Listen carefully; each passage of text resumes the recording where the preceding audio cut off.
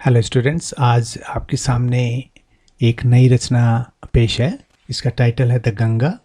ये गंगा नदी के बारे में है और इसमें कुछ दूसरे अंश भी शामिल हैं।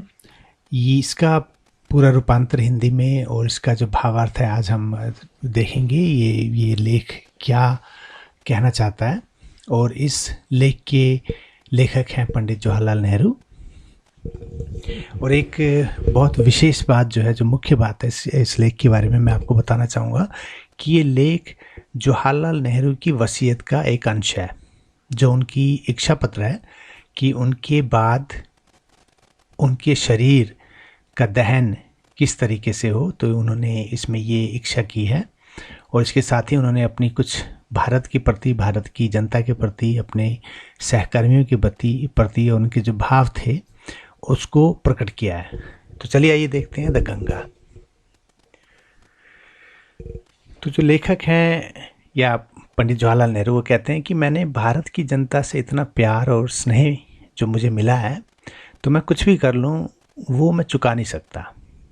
कई लोगों की प्रशंसा होती है, उन्हें सम्मान मिलता है, लेकिन मुझे जो है भारत के हर लोगों के, हर वर्गों का प्यार मिला है और इतनी मात्रा में मिला है कि मैं जो है उसे शब्दों में बयान नहीं कर सकता।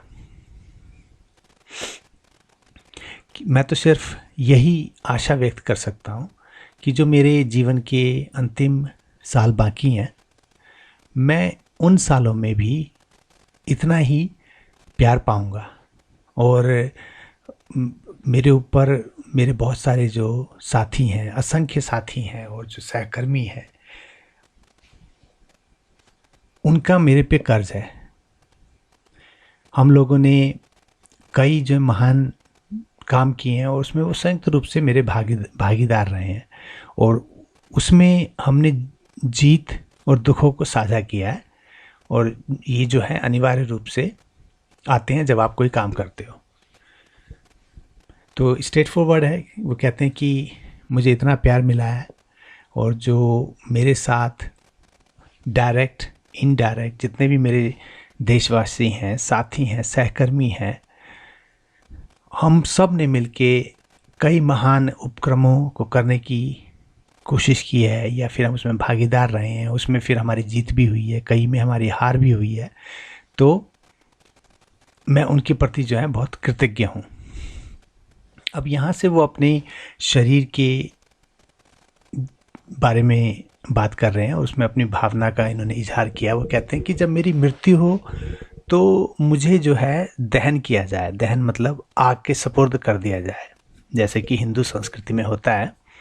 और अगर किसी विदेशी देश में मेरी मौत होती है तो वहाँ पे भी मेरा दहन करके मेरी अस्थियों को इलाहाबाद भेज दिया जाए और इन अस्थियों में से एक छोटी सी मुट्ठी जो है राख की गंगा में फेंक दी जाए। और बाकी की जो अस्थियां हैं उसको क्या करना है वो मैंने नीचे लिखा है।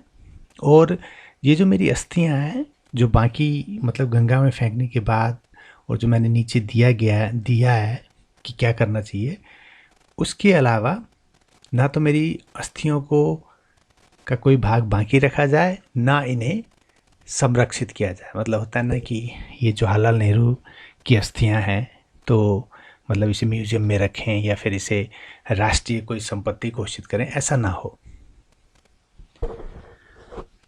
तो वो कहते हैं कि जहाँ तक मेरा संबंध है, इलाहाबाद में गंगा नदी में मेरी जो एक मुट्ठी अस्थियां फेंकने की जो बात है, वो मैं इसलिए नहीं कर रहा हूँ कि मेरा कोई धार्मिक कारण है उसमें।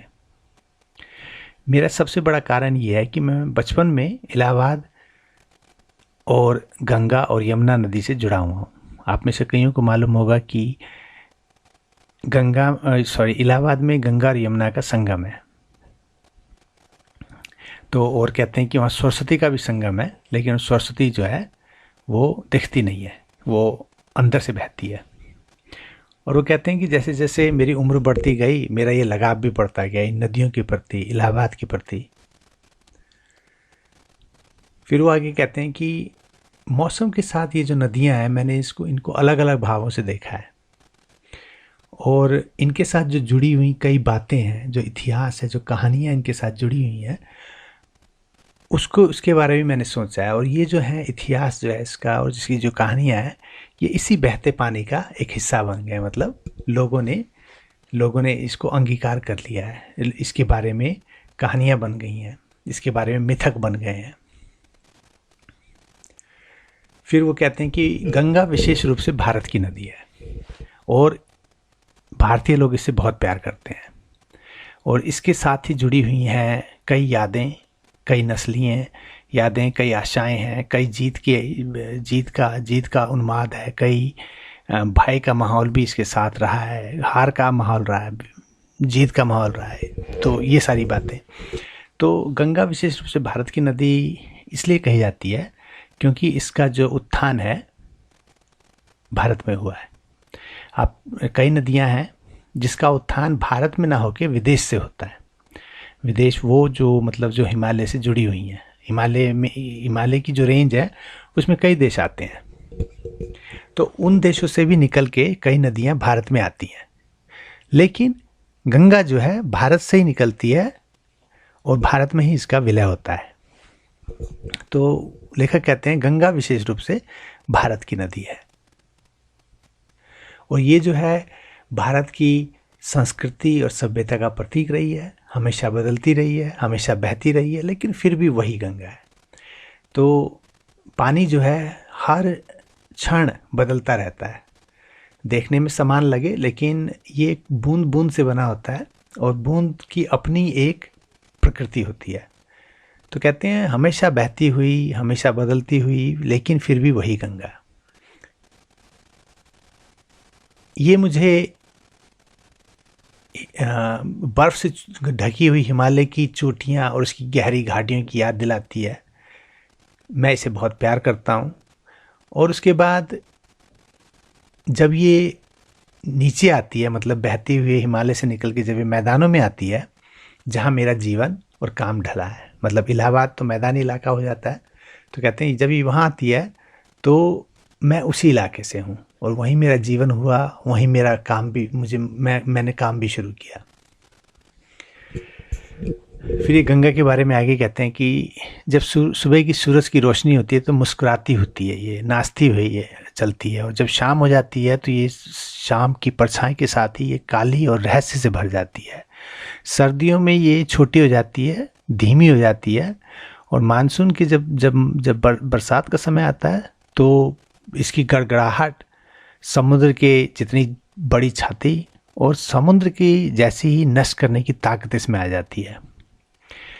तो गंगा जो है मेरा अतीत भी रहा है और यह वही अतीत मेरे साथ मेरे वर्तमान में भी है और भविष्य में भी ये जो है मुझे महान महासागर की ओर ले जा रही है। तो कहने का मतलब है गंगा मेरे पास्ट में भी थी, गंगा मेरे वर्तमान में भी है और गंगा जो है तो फ्यूचर में भी मेरे साथ रहेगी। तो गंगा कहने का मतलब मेरे रग रग में बसी हुई है। फिर वो कहते हैं कि मैंने पिछली परंपराओं और चलन को काफ़ी त्याग दिया है और मुझे लगता है कि भारत को परंपरा को कई बार इन्होंने इस संदर्भ में जंजीर की तरह देखा है जो हमें बांध के और जकड़ के रखती हैं, हमारे अतीत को विभाजित करती है, हमें दबा के रखती है, आत्मा को विकास नहीं करने देती। मैं चाहता हूँ कि ये ना हो, मैं इन सब चीज़ों को खोजता हूँ, लेकिन मैं फिर पूरी तरह से इनसे आज़ाद भी नहीं होना चाहता। तो कहने का मतलब है कई परंपराएं हैं जो मॉडर्न युग में लोग नहीं मानते, ठीक है। कई लोगों को लगता है कि गंगा का पानी से पाप धुल जाते हैं, कई लोग ऐसे नहीं मानते। तो वो कहते हैं कि परंपराएं जो हैं मैं इनसे छुटकारा पाना चाहता हूँ। कई परंपराएं जो हमें बांध के रखती हैं, हमें आगे नहीं बढ़ने देती, लेकिन मैं इसके साथ ही इनसे आज़ाद भी नहीं होना चाहता। तो ये यहाँ पे विरोधाभास है, ये जो है लेखक की कन्फ्यूजन की स्थिति यहाँ पे दिखती है कि मैं ये भी चाहता हूँ पर मैं वो भी चाहता हूँ, ठीक है। तो हम में से भी कई होते हैं कि हम मतलब कोई नया खाना खा लें, खाने की कोशिश करते हैं, मतलब हमें अच्छा भी लगता है कई दिन, लेकिन हम फिर अपना अपना जो हम बचपन से खाते आ रहे हैं, हम उस खाने को फिर मिस करना शुरू कर देते हैं। तो एक छोटा सा उदाहरण मैं यहाँ पे यही देना चाहूँगा आपका। तो संस्कृति भी उसी की तरह है। हम चाहते हैं कि हम नया कुछ करें, नई पद्धति से रहें, लेकिन कुछ दिनों के बाद हमें वो नई पद्धति फिर ज़्यादा अच्छी नहीं लगती और हम जो है पुरानी पद्धति को खोजना शुरू कर देते हैं।